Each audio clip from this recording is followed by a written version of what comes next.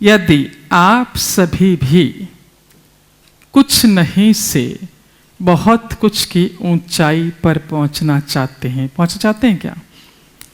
हम सबके पास दिन भर में 24 घंटे, उसमें से आप दो मिनट दे सकते हैं क्या? कुछ नहीं से बहुत कुछ की ऊंचाई पर पहुंचने के लिए आपको पूरे दिन भर में सिर्फ 2 मिनट देने होंगे। पक्का? क्या करना होगा देखिए जरा सा। पहला क्या काम करना होगा आपको? रात को आप सोने जाते हैं, जिस बिस्तर पर जाते हैं उसी पर सहारा लेके आपको शांति से बैठना होगा और 3 गहरी सांस लेनी है। व्यवस्थित होने के बाद आलती पालती मार के बैठे, बैक सीधी और 3 बार आपने गहरी सांस ली।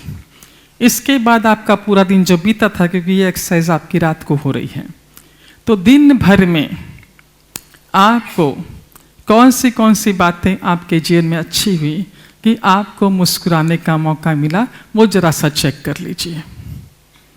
दिन भर में हमारे चेहरे पर कितनी बार मुस्कान आई, याद करने के बाद उसका धन्यवाद कर दीजिए कि इस आपाधापी भरे जीवन में भी तूने हमें मुस्कुराने के क्षण दिए, तेरा धन्यवाद है।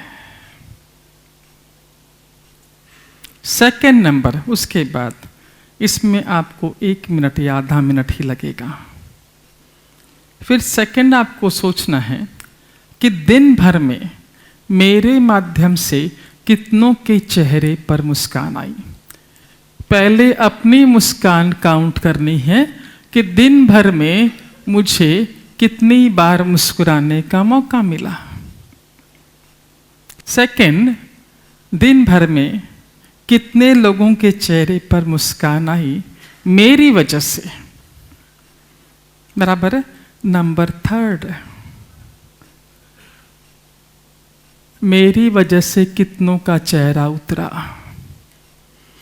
मैंने ऐसा क्या कह दिया, ऐसा क्या कर दिया कि सामने वाले का चेहरा उतर गया, उसे हर्ट हुआ, उसका चेहरा उतर गया। अब क्या करना है?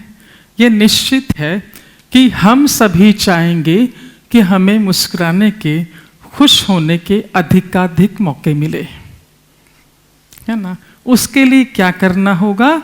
हमें इस सेकेंड नंबर पर फोकस करना होगा कि हमारे माध्यम से अधिकाधिक लोगों के चेहरे पर मुस्कान आए, अधिकाधिक लोगों को सुख पहुंचे।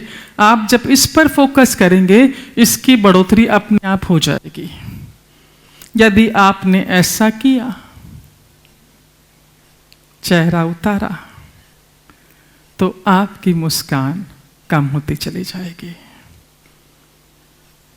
कि आप भी इधर से यहां पहुंचना चाहते हैं तो हमें अधिकाधिक ये फोकस करना होगा, रखना होगा कि हम ऐसा कार्य करें कि दूसरों के चेहरे पर मुस्कान आती चली जाए।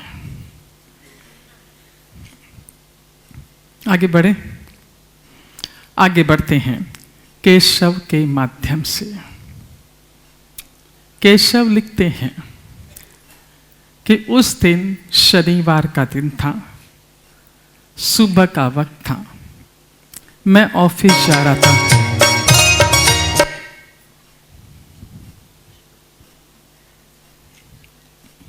आई रिपीट, केशव लिखते हैं कि उस दिन शनिवार का दिन था, सुबह का वक्त था, मैं अपनी कार ड्राइव करके ऑफिस जा रहा था।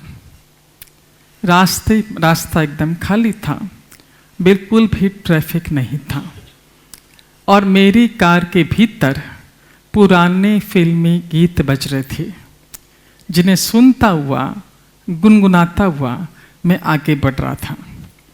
कुल मिलाकर मेरा मूड बहुत अच्छा था। रास्ते में लाल सिग्नल पड़ा, मैंने अपनी कार रोक दी। सिग्नल जो ही हरा हुआ, मैंने धीमे से अपनी कार आगे बढ़ाई। चूंकि मैंने धीमे से अपनी कार आगे बढ़ाई थी, इसलिए मेरे लेफ्ट हैंड साइड से एक तेजी से साइकिल चलाता हुआ व्यक्ति आ रहा था, वो मेरी कार के आगे से निकल गया। लेकिन वो ये जज नहीं कर पाया कि मेरी लेफ्ट हैंड साइड भी कोई व्हीकल हो सकता है। मेरी लेफ्ट हैंड साइड एक 2 व्हीलर चलाती हुई लड़की तेजी से आ रही थी। उसने भी ये नहीं देखा कि लेफ्ट हैंड साइड से कोई साइकिल आ सकती है। जब तक वो देखती तब तक देर हो चुकी थी। 2 व्हीलर तेजी से आया, साइकिल तेजी से आई, 2 व्हीलर से ठोकर मार दी, साइकिल सवार व्यक्ति गिर पड़ा। जो ये मैंने देखा, झट केशव लिखते हैं कि मैंने अपनी कार साइड में पार्क की और भागा उस साइकिल सवार की मदद के लिए। पर ये देखकर मैं धक्के के रह गया कि उसके मुंह से जबरदस्त खून निकल रहा था, मतलब इसके सिर में चोट आई थी। अब मैंने मुड़कर उस साइकिल सवार लड़की की ओर देखा कि वो तो सही सलामत है ना, क्योंकि वो भी गिरी थी। लेकिन मैंने देखा कि वो अपना 2 व्हीलर साइड में पार्क कर रही थी, मतलब वो सही सलामत है। अब सारा मेरा फोकस इस व्यक्ति की ओर गया। मैं उसकी जेब टटोलने लगा कि कहीं मुझे कोई नंबर मिल जाता है तो उसके परिवार को इत्तला कर दूं। इतने में ही ट्रैफिक पुलिस हवलदार आ गया। वो मुझसे सारी बातें पूछने लगा। उसे सारी बात केशव लिखते हैं विस्तार से बताने के बाद मैंने उससे प्रार्थना की कि एक एम्बुलेंस की व्यवस्था कर दी जाए। वो ट्रैफिक हवलदार बेचारा सीधा सा व्यक्ति था, झट एम्बुलेंस की व्यवस्था में लग गया। लेकिन एम्बुलेंस की व्यवस्था नहीं हो पा रही थी और जिस तेजी से रक्त बह रहा था, मैंने सोचा अब और इंतज़ार करना उचित नहीं होगा, इसे उठा के अपनी कार में सुलाता हूँ और इसे अस्पताल पहुँचाता हूँ। जो ही मैं उसे उठाने लगा, इतने में एक दूसरा पुलिस हवलदार, ट्रैफिक हवलदार आया ऑटो रिक्शा लेकर। हमने उसे उठाया, ऑटो में बिठाया। वो पुलिस हवलदार बैठा, ट्रैफिक हवलदार बैठा, उसके बगल में वो लड़की बैठी। उस लड़की से मैंने कहा नज़दीक में जो अस्पताल है वहाँ पर लेकर तुम आगे बढ़ो, मैं पीछे पीछे अपनी गाड़ी लेकर आता हूँ। लिखते हैं केशव, वो ऑटो रिक्शा और मेरी गाड़ी ने एक साथ में अस्पताल के कंपाउंड में एंट्री की। वहाँ पर वार्ड बॉय खड़ा था। उसने इस घायल व्यक्ति को रक्त बहते हुए देख लिया, झट स्ट्रेचर लेकर आया। स्ट्रेचर पर उस घायल व्यक्ति को लिटाया गया। अस्पताल में आईसीयू में एडमिट करवाया गया। आईसीयू में जो डॉक्टर ड्यूटी दे रहा था उसने उसे पूरा चेक किया और मुझसे बोला कि साहब इनका तो सीटी स्कैन करवाना पड़ेगा। और धीमे से मेरे कानों में कह गया कि सर आगे का इलाज तो तभी संभव हो पाएगा जब रुपया अस्पताल में जमा करवाया जाएगा। मैंने उससे पूछा कितना खर्चा आएगा। उसका कहना था कि लगभग 8 से 10 हज़ार रुपया खर्चा आएगा। केशव लिखते हैं कि मैंने उससे कहा कि पैसा मैं जमा करवाता हूँ, तुम इलाज करना शुरू करो। इतने में ही पुलिस इन्वेस्टिगेशन ऑफिसर आ गया और वो सारी बातें मुझसे लिखित में लेने लगा। मैं बोलता जा रहा था और वो फॉर्म पर लिखता जा रहा था और बीच बीच में मैं देख लेता कि वो लड़की क्या कर रही है जिसने ठोकर मारी थी। तो मैं देख रहा था कि वो जो घायल साइकिल सवार व्यक्ति हैं उसके परिवार के सदस्यों से संपर्क साधने में लगी हुई थी कि उनका सदस्य का एक्सीडेंट हो गया है और इस अस्पताल में एडमिट है, आप लोग तुरंत यहाँ पर आ जाएं। इतने में केशव लिखते हैं कि उस पुलिस इन्वेस्टिगेशन ऑफिसर को सारी डिटेल देने के बाद मैं खड़ा हुआ, क्योंकि मुझे भी अपने ऑफिस पहुँचना था। मैं खड़ा हुआ, अपनी जेब से मैंने 10,000 रुपये निकाले, उस लड़की के हाथ में थमाए, ये कहते हुए कि रुपया तुम रखो, जहाँ जहाँ ये पुलिस इन्वेस्टिगेशन ऑफिसर कहेगा वहाँ वहाँ ये रुपया जमा करवा देना। और अपना मोबाइल नंबर भी दे दिया कि यदि कोई काम हो तो इस नंबर पर मुझे फ़ोन कर लेना। मैं वहाँ से निकल अपनी ऑफिस के रवाना हुआ। लिखते हैं केशव कि वहाँ से निकले हुए मुझे आधा घंटा भी नहीं बीता होगा कि उस लड़की का फ़ोन मेरे मोबाइल पर आया। वो मुझसे कह रहे थे कि सर, ये जो पुलिस इन्वेस्टिगेशन ऑफिसर है ये मुझसे कह रहा है कि अब घायल साइकिल सवार व्यक्ति के परिवार के सदस्यों का आना शुरू हो गया है। वे लोग पता नहीं तुमसे कैसा व्यवहार करें, तो बेहतर होगा कि तुम यहाँ से घर चली जाओ। तो सर मैं क्या करूँ? मैंने उससे कहा कि ठीक है, तुम घर निकल जाओ, लेकिन जो 10,000 रुपये मैंने तुम्हें दिए थे, वो रुपया पुलिस इन्वेस्टिगेशन ऑफिसर के हाथ में थमा के निकल जाओ। और मैं इसके बाद अपनी ऑफिस का काम जल्दी जल्दी करने लगा, क्योंकि मुझे भी अस्पताल पहुंचकर लेटेस्ट जानकारी एकत्रित करनी थी। लिखते हैं केशव कि जब मैं अस्पताल पहुंचा तो सामने ही वो पुलिस इन्वेस्टिगेशन ऑफिसर खड़ा था और उसके साथ खड़े थे घायल साइकिल सवार व्यक्ति के परिवार के सदस्य। उसने मुझे पहुंचते से एक बढ़िया खबर सुनाई कि घायल व्यक्ति खतरे से बाहर है। फिर अपनी जेब में हाथ डाला, वही 10,000 रुपये जो मैं उस लड़के के हाथ में थमा गया था मेरे हाथ में दी और मुझसे बोला कि सामने जो 20 साल का लड़का खड़ा है ये उसी घायल व्यक्ति का बेटा है, आप अपने हाथ से उसके हाथ में थमा दीजिए। रुपया मैंने लिया, केशव कहते हैं, और उस लड़के के पास गया, उसे थमाए। जो ही मैंने समाए उसकी आंखों में आंसू आ गए।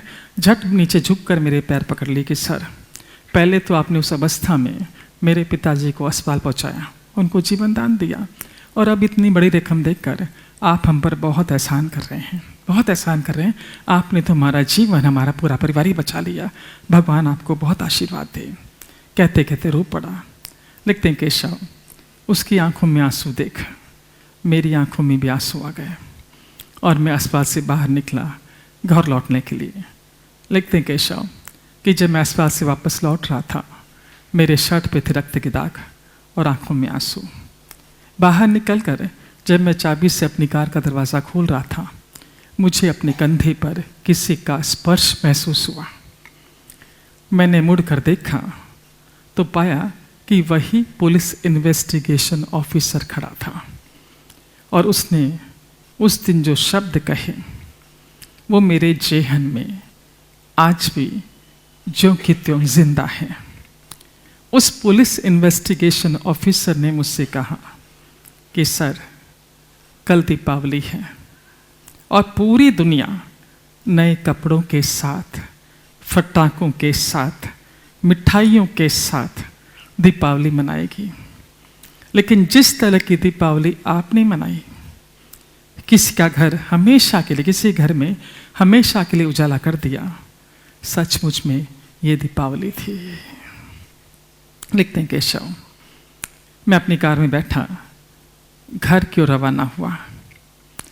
मेरे भीतर ही बात चल रही थी कि ऐसा तो कोई बड़ा काम मैंने नहीं किया, लेकिन हाँ, इस बात का मुझे जबरदस्त एहसास हुआ कि आज भी मेरे भीतर इंसानियत जीवित है।